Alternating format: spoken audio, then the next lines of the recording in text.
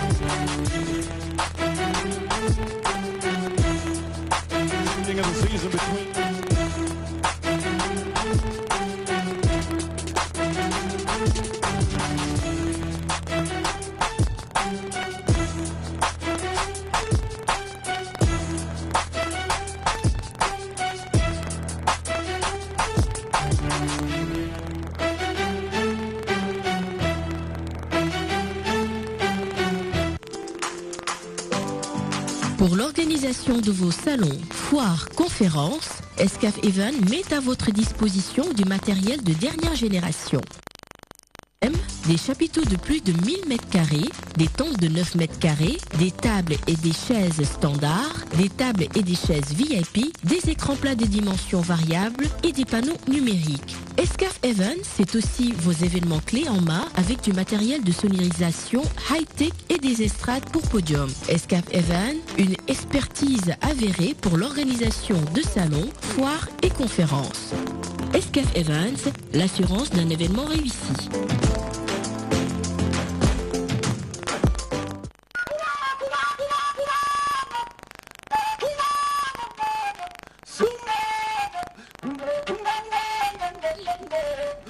Pionnier de l'audiovisuel au Sénégal, le groupe Escaf Télécom est plus que jamais déterminé à mener le projet télévision numérique terrestre à bon port.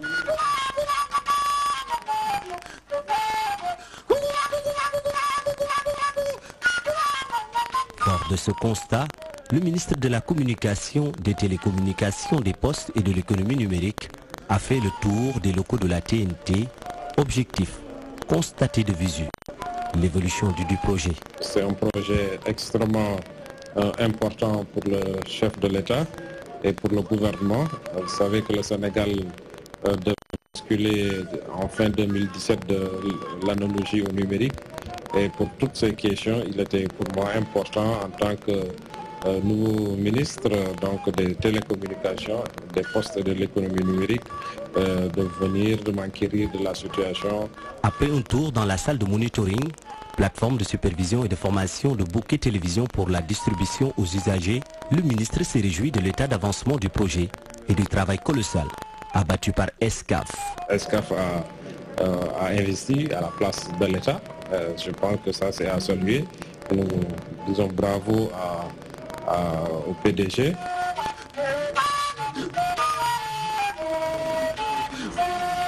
L'État, en tout cas, a un partenaire qui fait beaucoup d'efforts en matière d'investissement.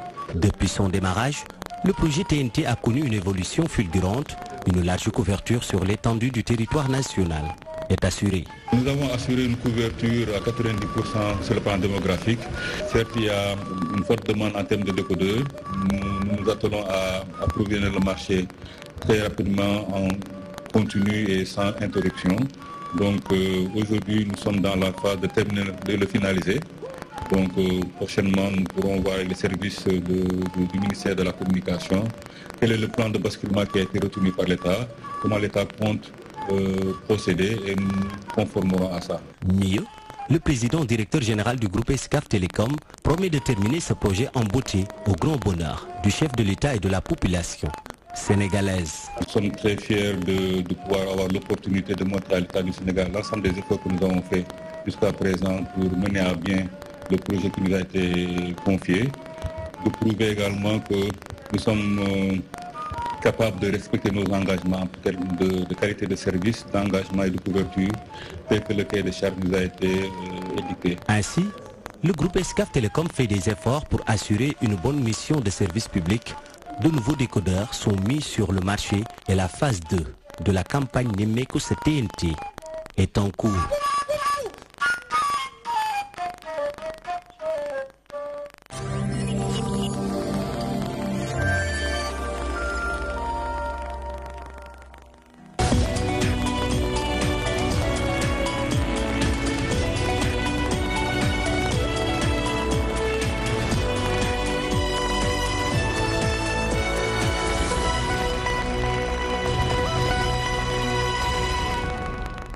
Bonsoir à tous, ravi de vous retrouver pour cette édition. C'est parti pour les titres. Et à la une ce soir, l'APR plus déterminée que jamais. Le réseau des enseignants du parti au pouvoir se lance dans la course au parrainage pour soutenir Macky Sall. Les partisans de Khalifa Sall se lancent eux également à la chasse aux signatures malgré sa condamnation en appel. Préparation de l'année scolaire 2018-2019, Sohing Baïtiam a ouvert un conclave de 3 jours au cours duquel les acteurs de l'éducation vont pouvoir échanger sur leurs ambitions. Objectif, ne pas reproduire le schéma des années scolaires précédentes. 96 heures de grève renouvelable à compter de ce jeudi. C'est la décision de l'agence de presse sénégalaise. Il dénonce un mauvais management et de mauvaises conditions de travail et réclame la fin du processus de restructuration de l'APS avant le mois de janvier 2019. Mondial de basket féminin 2018, le ministre des Sports a procédé à la remise du drapeau national aux Lionnes du basketball sénégalais. Ces dernières vont s'envoler pour l'Espagne où aura lieu la compétition.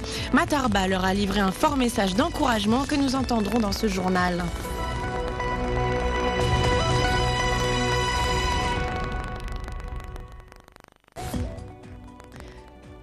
Et voici...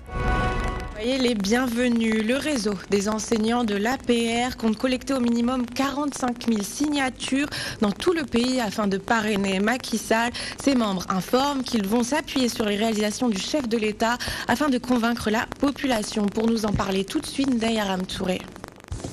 Le parrainage du candidat Macky Sall est acquis. Le réseau des enseignants de l'APR lui assure le nombre de signatures dont il aura besoin. Pour cela, les camarades de Youssou Touré comptent sillonner les différentes localités du pays.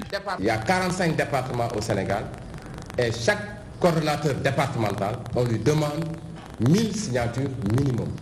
Et on sait pertinemment que les responsables départementaux sont capables de faire même plus. Le réseau simplement va parrainer le président Macky Sall. Le sit-in avorté du Front de résistance nationale de l'opposition s'est invité aux échanges. Ahmad Suzanne Camara le qualifie de tentative de diversion destinée à émouvoir le peuple. Nous dénonçons le fait qu'au même moment au Sénégal, des opposants au régime continuent de jouer leur interminable et fade pièce de théâtre qui a fini par indisposer le peuple sénégalais. Les Sénégalais, ces derniers, ne se laisseront pas divertir par leur vaine tentative de diversion. Pour le coordonnateur adjoint du réseau, les réalisations du chef de l'État à elles seules serviront d'argument pour son parrainage. Aujourd'hui, le Sénégal émergent n'est plus un slogan.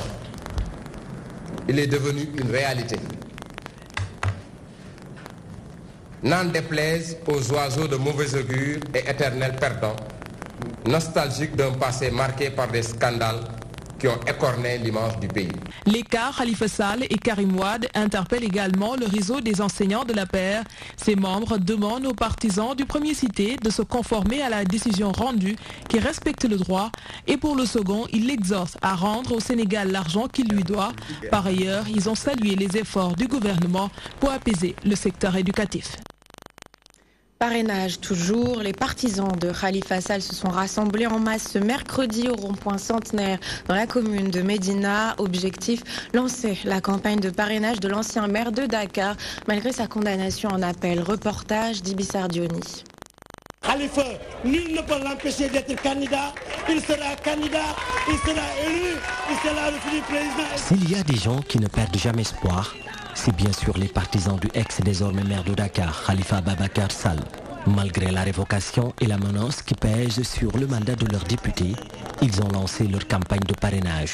Ils signent et persistent que Khalifa Sall est bel et bien leur candidat à la présidentielle de 2019. Khalifa Sall n'est pas quelqu'un qu'on arrête. Khalifa Sall n'est pas quelqu'un qu'on bloque. Khalifa Sall, c'est un leader accepté et toléré. par la communauté nationale et internationale. Une fois que le recours est déposé à la Cour suprême, alors ce dit décret est suspendu. Donc Khalifa Sall reste un présumé innocent. En attendant de connaître le sort de leur mentor, ces socialistes version Khalifa sont optimistes quant à une victoire au soir du 24 février 2019. Ils fixent déjà des objectifs concernant le parrainage. Nous, Dakarois, nous comptons donner plus de 100 000 parrains à Khalifa Ababakar Sall. Et au niveau de chaque région, plus de 3 000 personnes s'inscriront, s'engageront à parrainer Khalifa Ababakar Sall. Déterminés à mener le combat jusqu'au bout, ces khalifistes promettent de faire tout pour déloger le président Macky Sall du palais. Un appel à sévir le régime en place est ainsi lancé. Macky Sall, vous devez l'arrêter, vous Sénégalais. Macky est un citoyen comme vous. Il ne doit pas vraiment amener des problèmes ici. Et vous êtes en train de le regarder. Il faut qu'on le freine. Il n'a qu'à chercher 66 000 comme tout le monde. Et on va aux élections. Et gare à lui. Gare à lui. S'il continue encore comme ça, on viendra. On va le déloger. On va le déloger. Parce qu'il ne faut pas lui être délogé, les gars. On ira le déloger de chez lui. Le compte à rebours pour la présidentielle a démarré d'avance chez les khalifistes. Carte en main, les militants de Khalifa Sall se sont rassemblés en masse au rond-point du Centenaire dans la commune de Médina pour parrainer leur candidat. Un choix qui, selon Cheikh Gueye, coordonnateur régional du parrainage de Khalifa Sall, est loin d'être fortuit.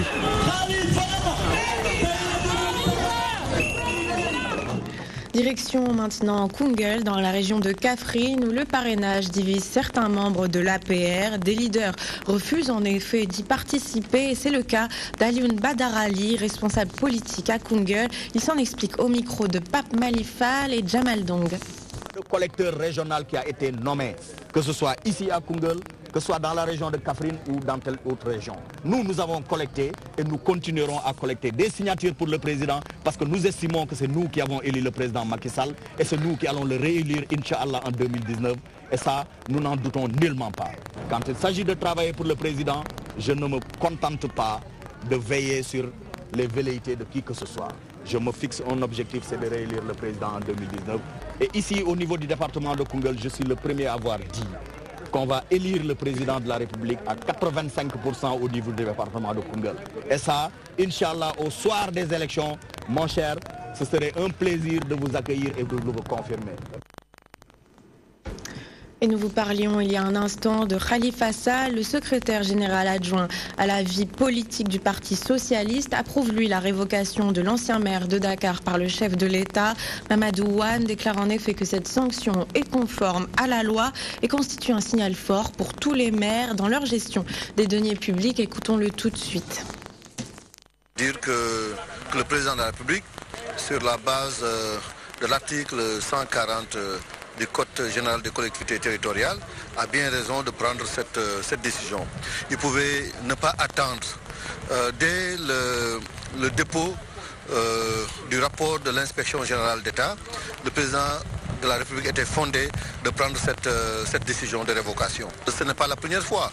Nous le savons tous, beaucoup de maires ont été révoqués, des maires ont été emprisonnés et donc ça doit interpeller les gestionnaires, ça doit interpeller les maires qui, dans le cadre de la gestion de leur municipalité, doivent être rigoureux dans leur gestion en quelque sorte. Et donc, en l'espèce, il y a eu des failles, il y a eu des manquements, et ces manquements-là étaient graves.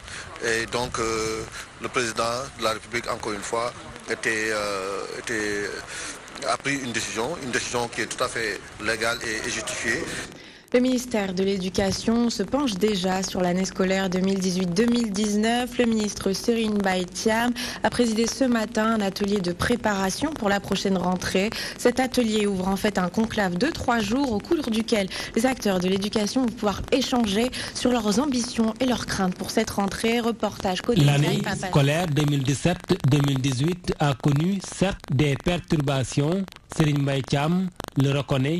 Toutefois, le ministre en charge de l'éducation nationale est convaincu que des bons significatifs ont été notés au cours de cette même année, notamment en matière de pédagogie et de gouvernance. L'organisation de la première édition du Grand Prix du chef de l'État pour l'enseignant. le lancement du projet de résorption des abris provisoires et celui du système d'information et de management de l'éducation nationale, ainsi que de tous les progrès réalisés sur le plan pédagogique et en matière de gouvernance. Ce séminaire préparatoire de la rentrée scolaire 2018-2019 a donc pour objectif de se projeter vers le futur pour une bonne gouvernance du secteur de l'éducation. Pluriel par essence, ce séminaire constitue un moment d'échange et de réflexion entre les gestionnaires du système éducatif eux-mêmes et avec les autres membres d'institutions. Aussi, ce séminaire permet-il d'apprécier le niveau de réalisation des ambitions déclinées en 2017-2018 et de définir la feuille de route de l'année scolaire 2018-2019. Le ministre annonce par ailleurs le renforcement du financement du programme Paquet et la création de nouveaux établissements d'excellence. L'État a érigé plusieurs établissements d'excellence. On peut en citer la maison d'éducation Mariama Ba de Gorée, le Prytanée militaire Charles Thioréré de Saint-Louis et le lycée scientifique d'excellence de Diourbel. Il envisage à court terme d'ouvrir d'autres établissements similaires, dont un qui sera ouvert à Sédhiou et l'autre à Kaolack et peut-être un troisième à Matam,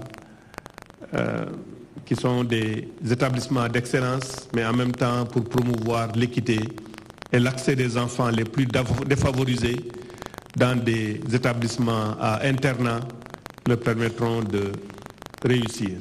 À noter que ce séminaire de 3 jours se tient aux sphères ministérielles de Diamniadio, une manière pour les autorités du ministère de valoriser les investissements de l'État dans cette nouvelle ville. Les agents de l'agence de presse sénégalaise débutent leur premier plan d'action au programme 4 jours de grève totale et renouvelable. À compter de ce jeudi, ces agents dénoncent entre autres le manque de moyens dont ils disposent et le retard noté dans le processus de modernisation de l'agence. Le point avec Ndeye Fatimlo. Née en 1959, c'est la première fois que l'agence de la presse sénégalaise décrète une grève totale de 4 jours. Pour cause, 7 mois après l'annonce du président de la République d'accélérer la restructuration de l'agence, rien n'est encore fait. Il avait demandé à ce qu'on accélère le processus de modernisation. Soit il n'y a pas la volonté réelle politique de régler la question, soit ceux qui sont en charge de régler cette question, eh bien, je suis désolé de le dire de façon très triviale, mais ils n'en ont cure des instructions qu'ils reçoivent. Ces agents dénoncent le mauvais management de la boîte. 44 d'entre eux ont été licenciés sans aucune raison. Il s'y ajoute que l'APS a perdu son lustre d'antan. Les agents sont obligés aujourd'hui de faire de nombreux efforts pour rendre actif ce portail. Leur contrat et de prestation a été suspendu du jour au lendemain, sans préavis, sans rien du tout. Et ceux qui sont là, ceux qui sont restés, eh bien, ils travaillent triplement. Parce qu'il faut qu'on comble cela. Nous peinons même à mettre 20-25 dépêches par jour. C'est un management catastrophique. Catastrophique. Si quelqu'un d'entre vous a la 4G sur son téléphone, qu'il essaie simplement de faire www.aps.sn. Vous n'allez jamais entrer dans ce... Vous pensez que ça c'est normal? Ces agents décrivent aussi le comportement irresponsable de leur directeur qui, lorsqu'ils ont déposé leur préavis de grève, au lieu de les appeler à la table de négociation, a préféré les menacer. Le 24 juillet, on dépose un préavis de grève. Nous avons observé 30 jours ouvrables. Le directeur général ne nous reçoit pas, ne nous appelle pas à négocier, ne cherche même pas à savoir ce pourquoi nous voulons aller en grève. Et puis, lorsqu'on annonce que nous allons aller en grève, eh bien, ils pondent une note pour essayer de menacer les confrères. Qu'il n'y a absolument rien à craindre. Le secrétaire général du SYNPICS national demande qu'il y ait plus d'équité vis-à-vis de la presse publique. Le président de la République n'a de considération que pour la télévision nationale. À chaque fois, dans ses déplacements, vous le voyez avec la télévision nationale. Nous avions vu sur Wad que Wad se déplaçait toujours avec un journaliste de l'agence de presse sénégalaise. Pas la télévision nationale, parce que c'est l'image. Les gens veulent être vus à la télé, simplement. C'est vraiment désastreux. Ça nous illustre, ça nous montre encore à quel point les gens ont quelle est la politique nourrie par nos autorités vis-à-vis de la presse et des médias. Le ton ferme, ces agents sont plus que jamais déterminés à en découdre. Rendez-vous est pris mardi pour dérouler leur prochain plan d'action. En attendant, pas de travail. Autre grève, autre revendication, cette fois-ci dans le secteur de la santé. Ce jeudi, Handgesum a décliné son 11e plan d'action. Le syndicat observera 4 jours de grève à compter de la deuxième quinzaine du mois de septembre pour exiger la pleine satisfaction de sa plateforme revendicative. Reportage Eladji Moussabey. À l'ordre du jour de la rencontre du mouvement syndical, la déclinaison des motifs du 11e plan d'action.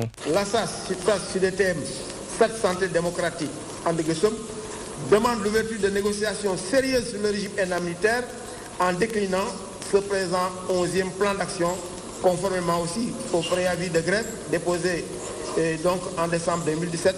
Pour rappel, Handgesum réclame. Donc nous viendrons sur les questions de rappel parce que ces points sont contenus dans notre plateforme revendicative, dans les accords de 2014. Mais les questions nouvelles, c'est la création d'une indemnité de responsabilité paramédicale. Dans le lot des revendications, l'octroi d'une indemnité de logement, de responsabilité et de recherche, entre autres points. À 80% de rétention des informations sanitaires à ce jour, le procédé sera maintenu avec une tournée nationale et des jours de grève entre le 18 et le 26 septembre prochain. Vous aurez donc la tournée qui commence le 10 avec la région de Kaolack à 11h le 10 septembre et à Kaffrine dans l'après-midi à 16h. Les activités de grève, nous avons 2 séries d'activités. Une première grève de 48 heures le mardi 18 et le mercredi 19 septembre. C'est une grève de 48 heures avec le respect des urgences.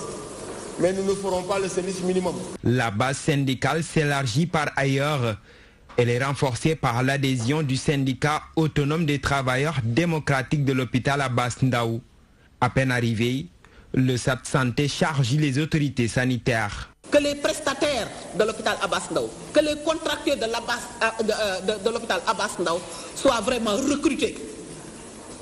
Que vraiment les heures supplémentaires qui datent de 2013, effectivement, nous ne sommes pas nihilistes. Nous reconnaissons qu'il y a eu des efforts qui ont été faits, mais nous demandons que les heures supplémentaires soient payées intégralement. Le mouvement syndical entend boucler ses tournées à Ziguinchor le 15 septembre 2019. Une grande marche est en vue pour faire réagir les autorités. L'eau, une grande source de préoccupation au Sénégal. Dans la commune du Centenaire à la Médina, nombreux sont les habitants qui cohabitent depuis des années avec les eaux usées. Une situation due à la vétusté des systèmes de canalisation. Sujet signé Dave Fatimlo. C'est une odeur nauséabonde qui nous accueille à l'entrée du quartier de la rue 27, angle 8 de la Médina. Pour cause de l'eau usée jonche les ruelles. Voilà des années que les habitants cohabitent avec cette insalubrité. À notre arrivée, nous évacuons toute l'eau. Mais en quelques minutes, elle continue à se déverser et l'odeur est infernale. Cette eau usée est là depuis des lustres. On n'y peut rien puisqu'elle provient du sol. On utilise tout pour empêcher les mauvaises odeurs telles que le grésil.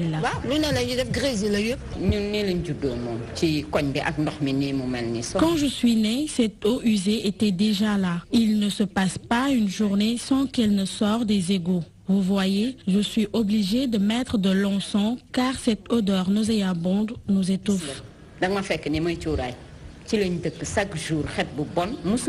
Une situation qui émane, selon cet homme, de la vétusté des canaux et du mauvais comportement de certains habitants.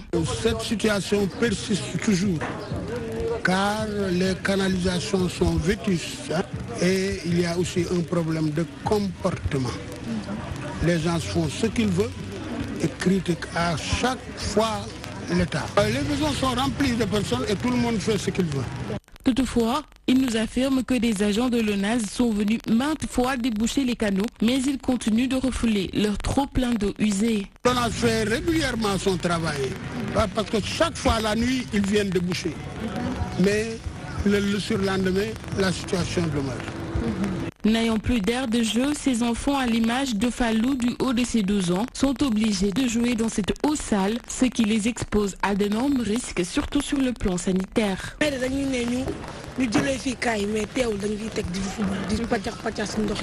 Nos parents nous interdisent de jouer dans l'eau, mais on n'a pas le choix. On est obligé de jouer au foot à l'intérieur des eaux usées. C'est pourquoi nous avons des boutons partout.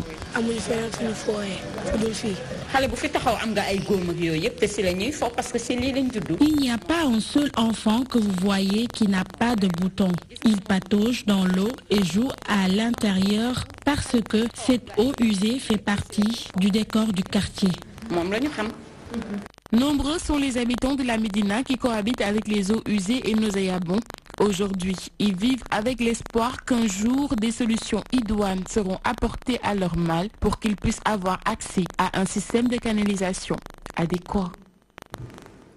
Je vous le disais en titre, le ministre des Sports Matar Ba a remis ce jeudi le drapeau national aux Lionnes du basketball. Ces dernières vont s'envoler pour le mondial de basket féminin prévu du 22 au 30 septembre à Tenerife en Espagne. On revient sur les temps forts de la cérémonie avec Abdoulaye Ndiaye. C'est dans une ambiance colorée que la cérémonie de remise du drapeau national aux Lions du basketball au Sénégal s'est déroulée au ministère des Sports. Celles-ci l'ont reçu des mains du ministre Matar Ba. Elles doivent participer au mondial de la discipline à Tenerife en Espagne. À cette occasion, le ministre Matar Ba a lancé un message d'encouragement et de soutien à l'endroit de Cheikh Sarr et de son équipe. Il s'agit de représenter dignement les couleurs du Sénégal, même si elles vont dans une compétition internationale. Matar Ba n'a pas aussi manqué d'évoquer dans son discours les encouragements et le soutien du président de la République, Macky Sall. Les Lions iront en France pour un tournoi avant de rejoindre Tenerife en Espagne pour la compétition qui aura lieu du 22 au 30 septembre. Le Sénégal figure dans la poule D du mondial en compagnie des États-Unis, de la Lettonie et de la Chine. Ces équipes prendront part à cette compétition. L'Afrique sera représentée par le Nigeria et le Sénégal. Voilà, et bon courage à elle. L'Observatoire de la musique et des arts du Sénégal exige la transparence des financements des projets destinés à la culture urbaine. Plus de détails tout de suite avec Adjara Ndiaye. Lié à la privatisation du bureau sénégalais des droits d'auteur devenu SODAV, l'Observatoire de la musique et des arts du Sénégal a pour mission, selon son président, d'alerter et de veiller pour apporter des correctifs et faire